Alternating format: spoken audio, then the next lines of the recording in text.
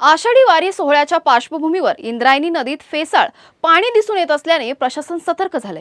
याच पार्श्वभूमीवर आळंदी येथे नगराध्यक्ष प्रशांत कुऱ्हाडे यांच्या अध्यक्षतेखाली आढावा बैठक पार पडली। वारीसाठी येणाऱ्या लाखो वारकऱ्यांच्या सुरक्षिततेला सर्वोच्च प्राधान्य देत नगर परिषद आणि संबंधित यंत्रणा आवश्यक उपाययोजना राबवते। राज्य सरकारच्या सूचनेनुसार नदी परिसरात सुरक्षा व्यवस्था, स्वच्छता आणि देखरेख अधिक मजबूत करण्यात येत असून वारकऱ्यांच्या जीवाशी कोणताही धोका होणार नाही यासाठी सर्वतोपरी खबरदारी घेतली जात असल्याची माहिती नगराध्यक्ष प्रशांत कुऱ्हाडे यांनी दिली आहे।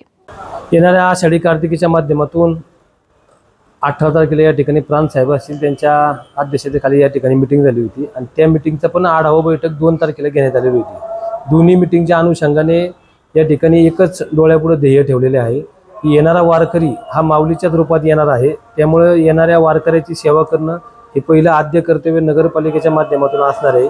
नागरिकांच्या आणि वारकऱ्यांच्या आरोग्याशी कोणत्याही प्रकारचा त्या ठिकाणी खेळ होणार नाही याची पूर्ण दक्षता आळंदी नगरपालिकेच्या माध्यमातून वेळोवेळी प्रत्येक बैठकीमध्ये घेतली जात आहे आणि त्या पद्धतीचा सर्वे देखील घटनास्थळी प्रत्येक जाऊन नगरपालिकेच्या माध्यमातून केला जात आहे। त्यावरती जे आता वरतून PCMCच्या माध्यमातून म्हणा किंवा MIDCच्या माध्यमातून जे पाणी सोडलं जातं ते कुठल्याही परिस्थितीत थांबलं पाहिजे असं मुख्यमंत्री देवेंद्र फडणवीस असतील, उपमुख्यमंत्री राज्याचे दोन्ही त्यांना देखील त्या ठिकाणी सांगण्यात आलेलं आहे आणि त्यांनी देखील आम्हाला त्या ठिकाणी सांगितलेलं आहे की याच्यावरती तात्काळ उपाययोजना केली जाणार आहे आणि वारकऱ्यांच्या जीवाशी कोणत्याही प्रकारचा खेळ झाला नाही पाहिजे असंही त्यांनी आम्हाला त्या ठिकाणी सूचना दिलेल्या आहेत।